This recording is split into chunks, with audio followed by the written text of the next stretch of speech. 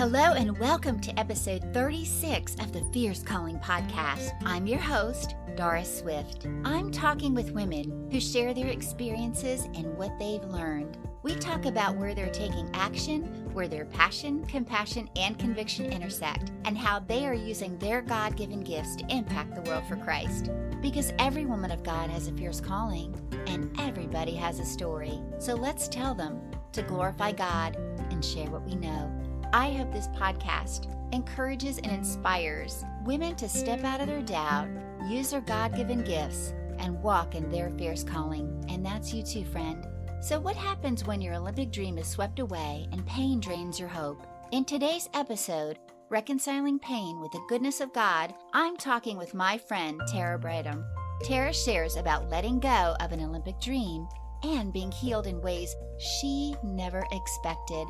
Now she's helping others discover the freedom of reconciling pain with the goodness of God. It's her fierce calling. Her passion is to reach people in pain of any kind with the hope and healing only Jesus brings, which may not always look like we think it should, as you'll hear when she tells her story. So listen in while I have a chat with Tera Bradham. Hello and welcome to another episode of the Fierce Calling podcast. Today, I welcome my friend, Tera Bradham. She is an author, speaker, a podcast host, and a fitness coach who lives in Bozeman, Montana. And her heart's passion is helping people reconcile their pain with the goodness of God. And that's an amazing story that she has to tell us, and such an encouragement of what she's doing in the lives of others to let them know that their pain has purpose and God never wastes anything. So welcome to the show, Tera. Great to have you. Thank you so much. I'm excited to be here. Share something fun about yourself that others might not know or my listener might be encouraged by. Something you might not know is I love horses. So I got the lady who disciples me currently has horses, and I got to go spend time with them this week. Nice. So that was really exciting. And I think I'm just working through right now, asking God for joy and peace in the moment. And I think we're all in this time of discouragement and chaos and overwhelm. And so just casting your cares on the Lord and cast them for good. And then just asking for that joy and peace amidst each day. I hope that can encourage someone. Definitely. Absolutely. Thank you for sharing that. And your story is so inspiring. And I know that you're helping so many others, and even on your podcast as well, which we'll talk a little bit about later on. And I would love if you would share with us where you're taking action, where your passion, compassion, and conviction intersect. Yeah, I love those three words. So my passion that God has developed through my story is God's healing. And I believe that God heals you in the way that brings Him the most glory and in the way that brings us closest to Him. And that is my heart. And I think that's been very misrepresented over the years by different people and different churches. And that breaks my heart. So that's kind of the compassion of people who have been either church hurt or told, you're not being healed because you don't have enough faith.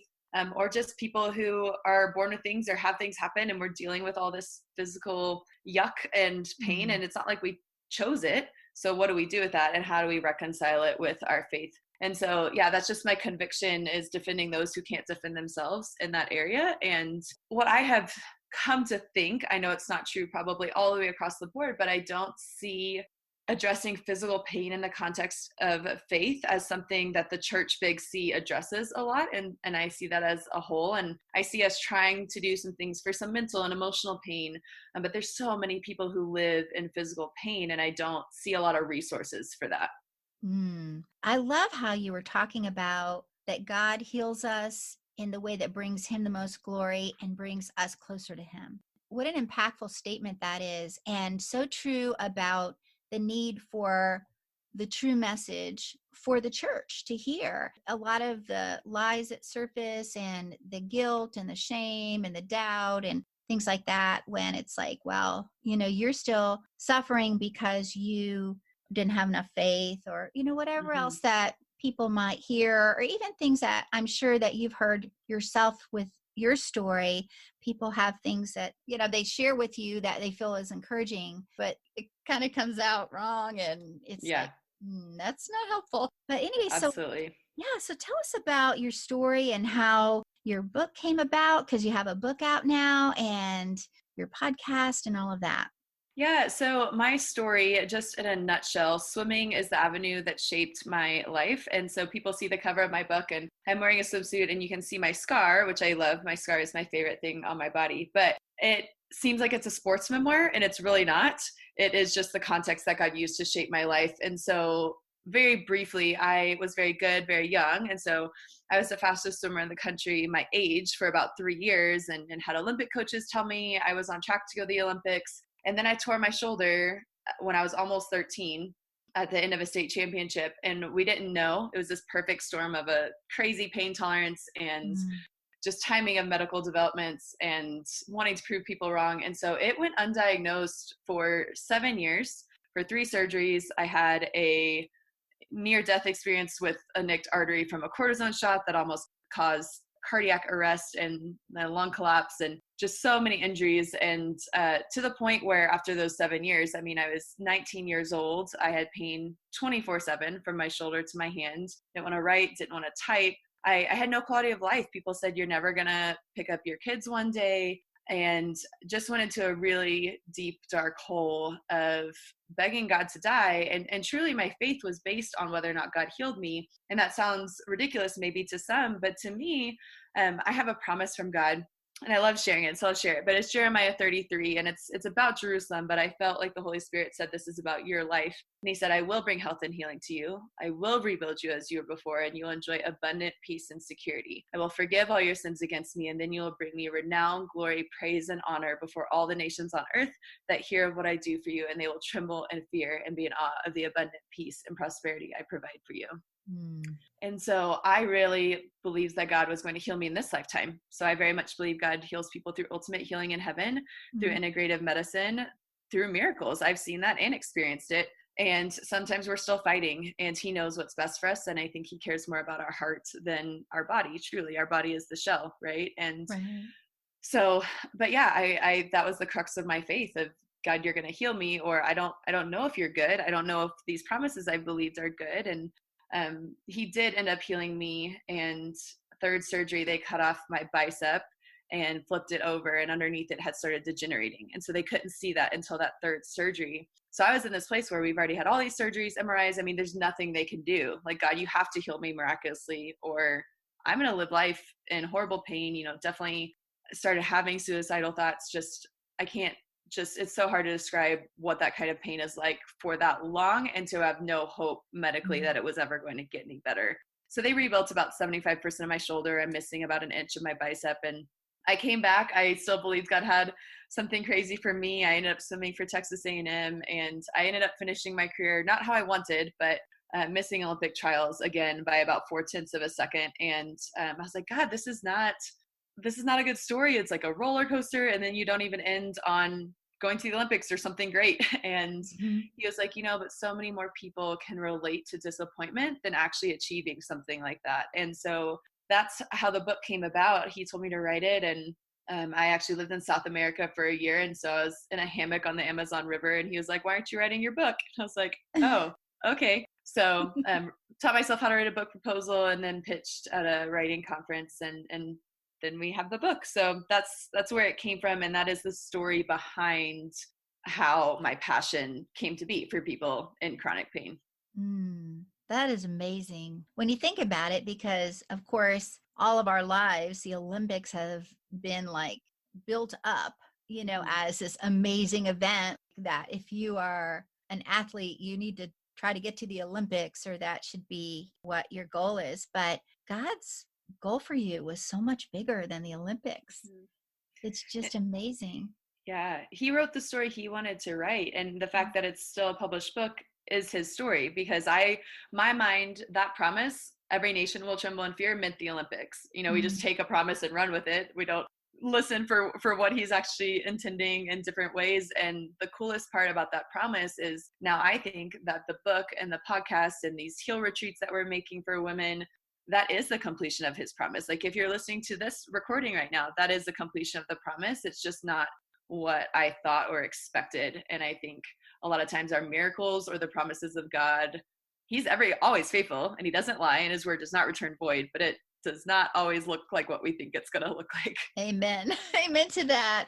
And what is amazing also is that if you had gone to the Olympics, right, that the lives that you would have impacted would have primarily been fans of swimming events, right? Or, Yeah. that kind of in your lane, pardon the Yeah. pun, it's like, Yeah. that is just something that God opened up for you to reach so many more people with encouragement and hope because of the deep, dark place that, he allows us to go to at times for his purpose, which it's hard for people to understand. And it's hard for us to understand, like you said, in something that you said to me when we were talking about how you were going to be on the podcast and everything, when I had asked, how have you seen God at work in your life and what difficult seasons has he brought you through? You shared about those things, but then you said, finding that the longer I walk with God, the more okay I am with the mystery of who he is.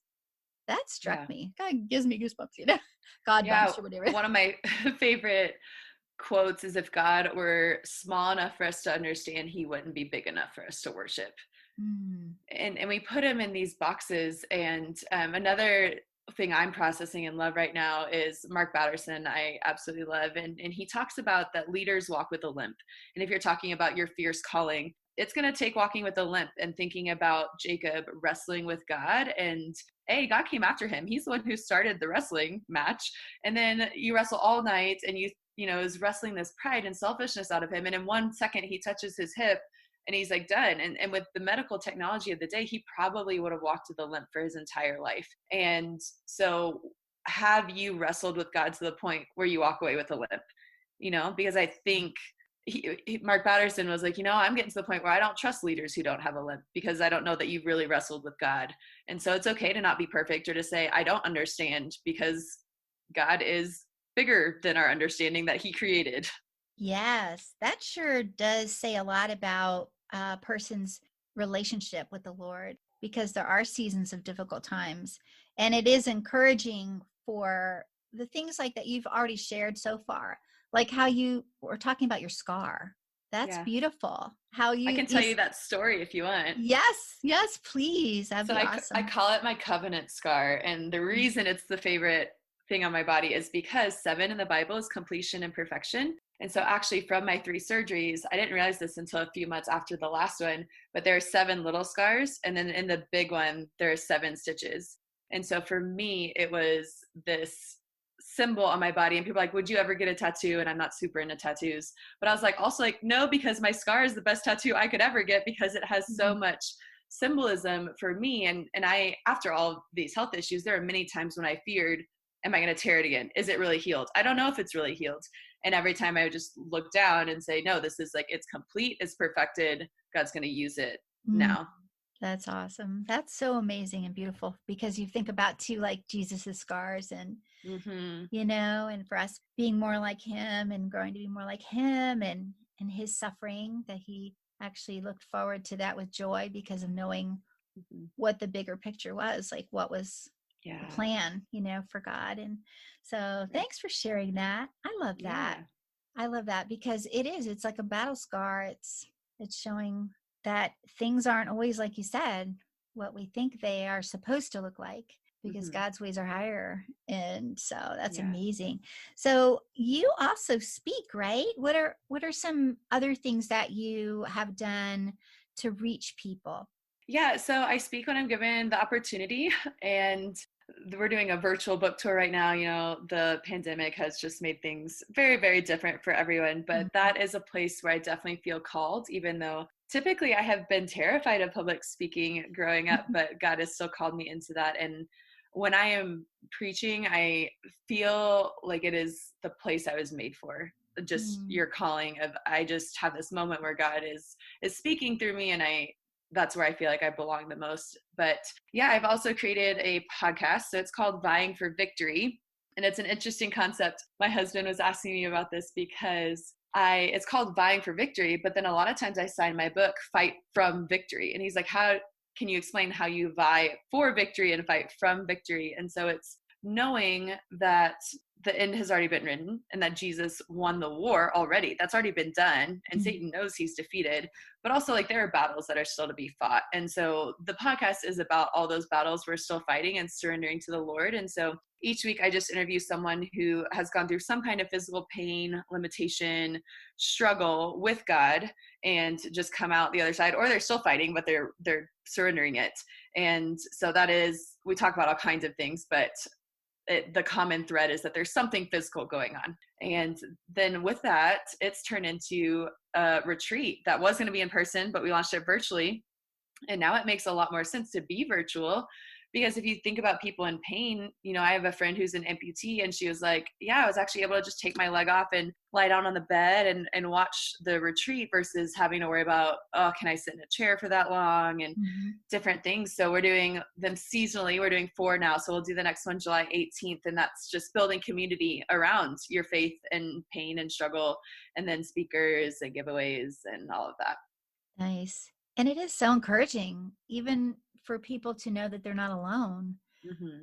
in their pain or in their journey, even though each person has their own personal journey. That, Yeah. you know, that is so cool. And the fact being that, look what comes out of how God does work all things together for good. You know, just like the Romans 8:28 verse, it's like, okay, Yeah. here's a pandemic. You can't have this thing in person, but this is better, you know, so Yeah. that It's people don't crazy. have to struggle. And, you know, when we think about it, like having to travel and all of that, that is really hard for people that are experiencing that chronic Mm-hmm. pain or whatever they're going through. So that's awesome. Yeah. And I love that you're having several a year. Yeah. I think there's such truth to seasons in our life as well. And Mhm.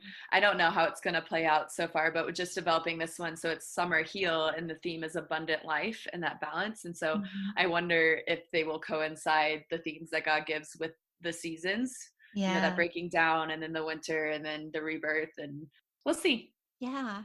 Do you think there's like a turning point where some things just started to click after, was it maybe after your last surgery or the discovery of what was going on with your, was it your bicep you said, or Mm-hmm. was there any kind of a turning point that you recall where it was like something happened within you to shift your mindset? Towards my ministry or just in Mhm. general? Yeah, the fact being that because it's hard to let go of a dream, Yeah.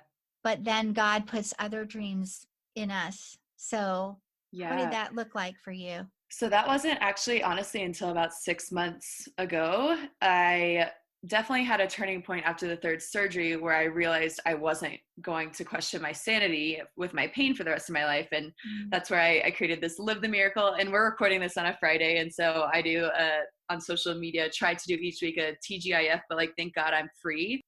Like live your miracle, because miracles don't look the way we think, but you know, if I can touch something above my head, living miracles like that. So there was that perspective shift, but then I had to then face the death of the dream of what the healing I thought that I was going to get after that. And so I actually was a teacher for 2 years and a swim coach. I taught Spanish, and that's very all consuming. And then I met my husband, who is in Montana, and I was in Austin, Texas, so quite a bit away. And so I decided that we felt praying that I was going to be the one to move. And so when I moved, not only did my teaching certification not transfer, but also I felt like God was just leading me to not teach anymore. And I mean, when you're coaching and teaching, I mean, it's at least 5 or 6 a.m. to like 6 p.m. I mean, there's not a whole lot of time left in the day. And so I got my personal trainer certification, and I coach at Orange Theory Fitness, but that has enabled me to have this other time. And it's like when you give God time, what he does with it is incredible. And so just giving him that space to talk and do other things, that's when he started birthing this. And it came from just a coffee date with a woman. And I felt like he just, this moment dropped this vision of a conference into my heart. And I do hope it is in person one day, but just how can I tangibly help women of like, can we give them an essential oils treatment for free, or have masseuses come, or give them manicures and pedicures because they're spending all their money on chemo. Mm. And when it happened, I was so excited, hadn't been that excited for a while until my husband, he got home. And it was just so from God, because I was like, everything makes sense. Like it makes sense that he would tell me to do this, but I never saw it coming before he did. And then same thing, very similar to what you said about writing your book, is I am working on a book called God's Commas, whereas we think a lot of times God has put a period in our life and it's only a comma. And so it's people's stories of healing. And I was in the middle of writing this proposal and I was like, I can't, this is only like 15 stories I get to share. There's so many. And I was like, I thought I might make a podcast one day. And God's like, well, make one. So essentially, and then the Heal Retreat. And so I've essentially started 3 businesses in the past 6 months, which is just nuts, but it was so many years in the making, but then just dropped kind of when I gave God space to do it. Wow. Isn't that amazing? It reminds me of that scripture verse that said that he will do exceedingly abundantly more than we could ask or think. Who would have thought, right? Right. You had no idea. And if he shows us these things too soon, we'd be like, oh, overwhelmed. But he just rolls it out, puts people in our lives, like the woman you sat with over coffee, just something like that. That is a moment that you'll remember for the rest of your life, Yeah. that happened. So, but tell us a little bit more about how the listener can connect with you, how they can grab a book and all of those things.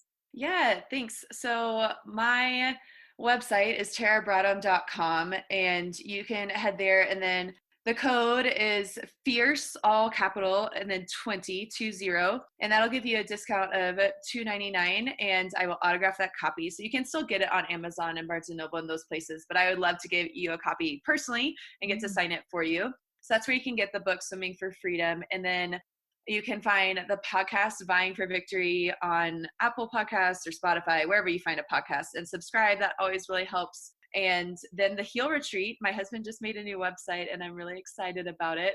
But you can go to thehealretreat.com and you can even sign up no matter where you are because it's virtual. So you can sign up for the July 18th one if you want. So cool. Thank you for sharing that. And so if the listener will just grab you a copy of your book that you're going to sign for them, and even if the listener isn't experiencing pain or something, they'll have somebody in their life that is going through something, because it touches all of us, whether it's personally or through someone we love and care for. So right. And I think one thing I do want to say is, like, my ministry is physical pain, but that doesn't mean that any other pain is less valid. And so, like, emotional and mental and spiritual, that is all valid. It's just, this is my story. But I do think the book and everything else, I mean, if you've had any kind of disappointment, like, it's for you, especially in such a confusing time we're in. Yes, definitely. And thank you for sharing that, because that is a wonderful point, that it is applicable for any type of pain, like you said, physical, emotional. Where you were explaining in the beginning of the show how you had reached such a dark point. I mean, even suicidal thoughts and that kind of thing. It's so much more prevalent than we think. Yeah. It's just so much of that happening. And so people just need to hear a message of hope. And that's what your book brings. That's what your podcast brings. That's what you bring. So what Jesus brings. Definitely, Jesus is doing a mighty work through you. And this has just been so wonderful. I just appreciate you coming on the show and sharing your heart and all that God's doing and has been doing in your life and your ministry. Thank you so much, Doris. I'm really appreciative and grateful to have been here today. Well, thank you. And I hope that I get to have you on again sometime. Yeah, that'd be fun. That'd be awesome. Well, you take care and we'll talk soon. You as well. Thank you for listening. Tera shared her incredibly inspiring story, and I hope it encouraged you today. She is finding that the longer she walks with God, the more okay she is with the mystery that He is. But we can still know Him, know His character, and have a personal relationship. How about when she shared about her scar? That was so beautiful. Reconciling pain with the goodness of God is what she is called to share with others. She is sharing her fierce calling through so many different ways. And you can connect with Tera at terabradham.com. And don't forget to grab her book, Swimming for Freedom, a true story of faith, hope, and victory, and use the discount code FIERCE20, and she will personally autograph the book for you. That's an amazing offer. Check out her Vying for Victory podcast on Apple Podcasts, Spotify, or wherever you listen to podcasts. You can also sign up for her next Heal Retreat that Tera talked about in the show, because Jesus is our healer and He wants to heal your pain, friend. I would also love to stay connected. So subscribe to this podcast and join my email list for free. I'll send you monthly encouragement and awesome resources that'll help you in your walk with the Lord. Friend, you have a fierce calling, and don't let the enemy tell you otherwise.